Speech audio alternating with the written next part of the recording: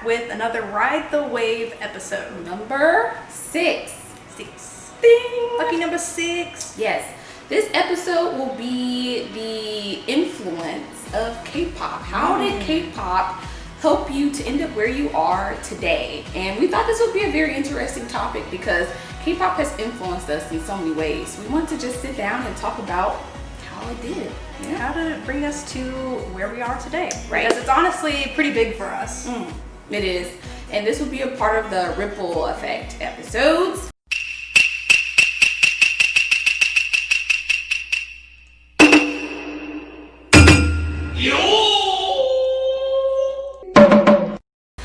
About the spread and influence of things, and this particular thing is K-pop, so ripple effect. Ding! So the first section we have is the spark, the initial contact. Spark now. It was interesting for us to review it though, because we had similar type of like settings, events that happened in place. For me specifically, I think it started when I like studied abroad or whatever. I was starting to see like the different worlds. At first I went to Japan and I got into Japanese pop music. J-Soul Brothers. I was obsessed with them. I think I annoyed Katie with J-Soul Brothers. You were pretty obsessed. On every one of our Japanese club meetings, I would play like J-Soul music before we started our like club events or whatever. And I was like, you guys are gonna love this music because I love this music. And that was the initial start. And then I got into a girl group called Black Queens. And it was this girl group and they can dance so well. But it was so odd for me being American because in America, they portray people being very voluptuous to like twerk and do all this like really good dancing. And for me, that was my perspective because when I'm seeing all these like thick girls dancing, I thought you had to be thick to dance well. I kind of just put those two and two together. But then I saw this group that kind of threw that perspective out of the window. You know, they're very thin and they were well built, but they were just kind of on the skinny side for me, in my perspective. But they were dancing so well. They were moving body parts. I didn't know you can even move if you didn't have any fat back there. And I was like, okay, you know, because I don't have a butt, you know. And I'm like, okay, I guess I can dance if they can dance and they don't have a butt. And I was like, it was such a small little thing, but I got attached to them because they can just dance so well.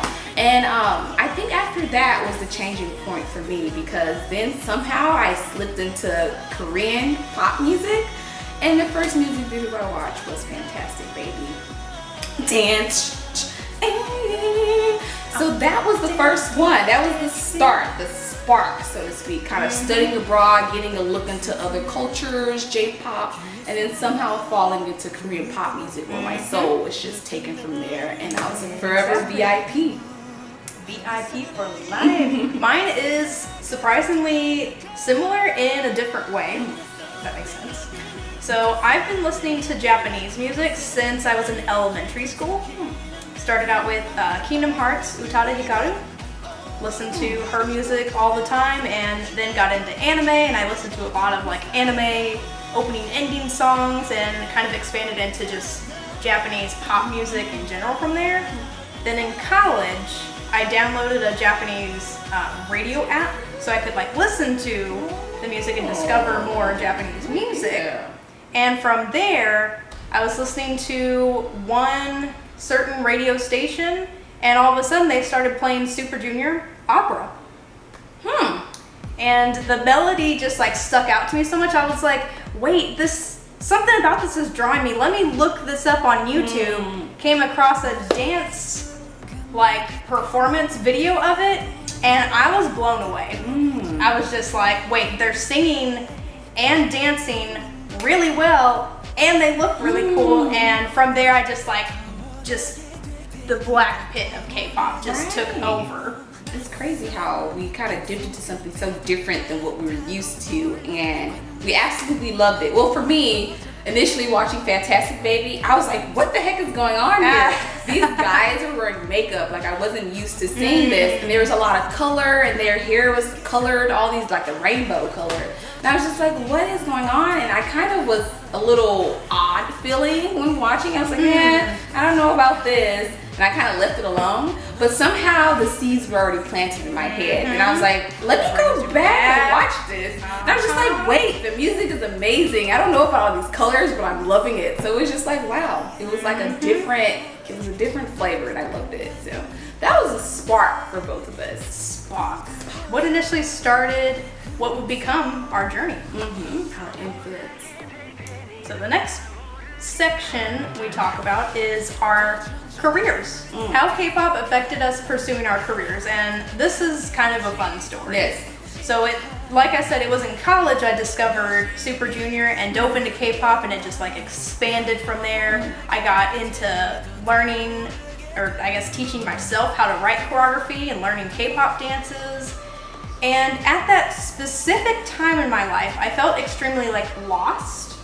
Like I knew from at least middle school that I wanted to be an event planner of some kind, and I was thinking more like, oh, I'll plan parties and stuff like that. And then when I got to college, I realized that it wasn't quite right. Something just wasn't clicking. And I was involved in like 50 million music activities in high school and middle school, honestly. And then all of a sudden when I got to college, I wasn't involved in any. And I think that kind of just left a hole in me, being such a music influence focused person. And after getting into K-pop for, I think, most of my like last semester, because it was around finals time, it kind of clicked for me that I was like, wait, event planning, music, concert promotion, boom. And from there, it just kind of set my path to moving across the country to the center place of music and where most K-pop events happen, getting experience working in events, and it just kind of set the path from there. Catapulted from there, essentially. Mine's is similar, like in the result as well, because when I first started college, the first 2 years, I didn't know what I wanted to do. I just knew business was the right direction, but I didn't know what in business I wanted to like major in and go from there. You know, there's accounting and marketing and international business. There's so many different facets within business you can kind of concentrate on. And when I thought about those other things, like let's say accounting and business law, I was like, oh, this doesn't really sound right. This doesn't fit, as Katie had said. And when I studied abroad, and I was like participating in these events, and I was surrounded by all these different types of people coming together and enjoying live events, I was just like, I want this. This feels right. This is where I want to be. So I was in business. I was like, okay, I want to be, and my mind chanted this to my heart. It was like, I want to be a fun maker. I was like, that was the one word that just stuck in my head. I want to be someone that makes fun for other people, and I find that fun, to bring a smile to people's faces. I was like, okay, so that sounds like entertainment. Entertainment. Right, and I was looking into, okay, so what companies like create these events? What company makes this entertainment? And then for some reason I kind of fell into like Live Nation, and it just clicked in my soul from there. I was like, okay, I want to work for Live Nation. I want to work on the business aspect of it. And then from there, with the addition with K-pop, my love for Korean music, I wanted to have my love for business, Live Nation, pulled together with K-pop. I wanted to be involved with the Korean music industry. I know, like one like pasta dish, just all mixed together nicely. I was like, okay, this is what I want to do. So that was kind of like me graduating in college. I was like, okay, I want to work for Live Nation, and eventually I want to work my way up to work in the Korean entertainment business with Live Nation. So California was the answer. It's the headquarters of entertainment. So we kind of had that same type of agenda. So we moved across the country, and here we are, making it or breaking it, man.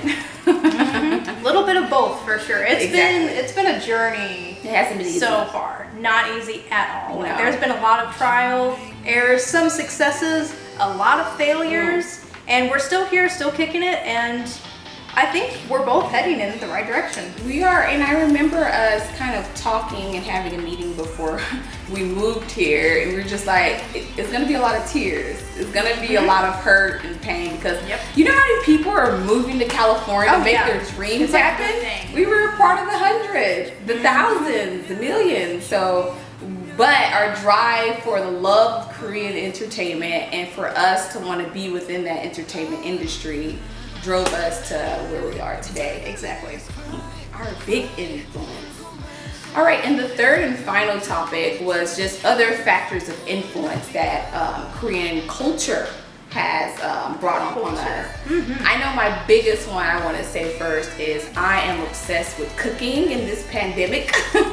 Like everyone else baking bread out there, I'm looking up like Korean dishes to make, and I've already made several of them. I'm obsessed with making Korean dishes. It's just a lot healthier food-wise than the typical American carb-heavy dishes that we're used to having. Exactly. So. Asian dishes are they're just so much healthier for you. There's a lot more variety and Right. So that's what I've been obsessed with. But I know that if I didn't have that initial contact with Korean music and falling in love with their culture when traveling there, I would have never eventually ended up, cooking Korean meals like I am today. So that's one influence for me. My biggest one is probably dance in general, just because with K-pop it's so like dance centered and heavy. Most groups you have like excellent dancers, and from that I've actually gotten to know a lot of like famous choreographers that have worked with K-pop artists, and I'm now following a show called World of Dance where you see some of these amazing dancers from like little kids to teenagers to like professionals who are so well known, and you get to see them all in this amazing show. And I've just been so influenced by dance, and especially after this last year I've actually really unlocked this other like essence of myself that I never knew that comes with the expression of dance, and just me kind of becoming more of myself. And that all started with K-pop. The origins of it all. I think another big one for me is piano covers. I am practicing the piano, and what really gets me motivated is practicing like piano covers. For one I'm working on right now is RM's Tokyo piano cover. Love that song. I'm gonna be posting it today, actually. My cover. It's funny that one inspires you to do a piano cover, and that song inspires me for a short story.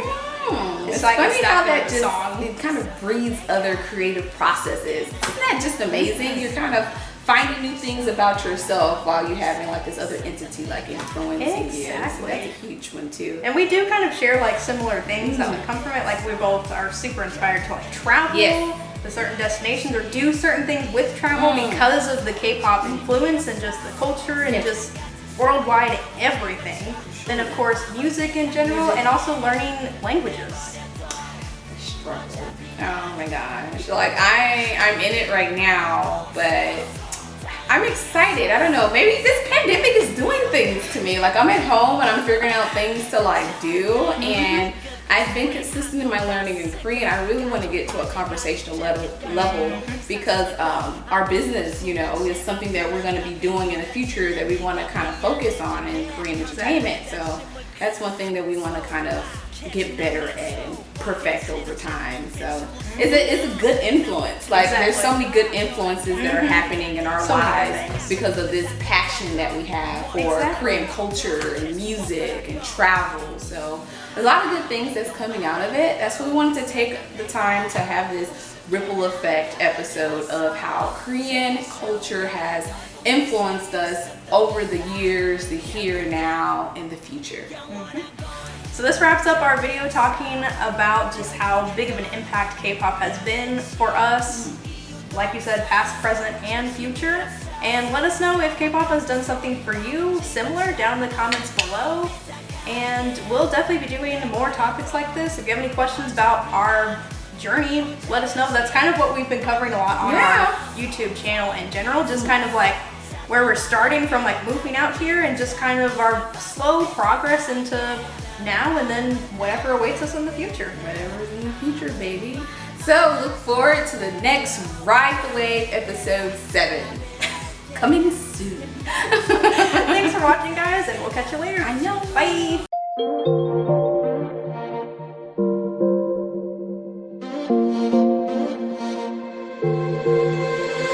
I just wanna dive in.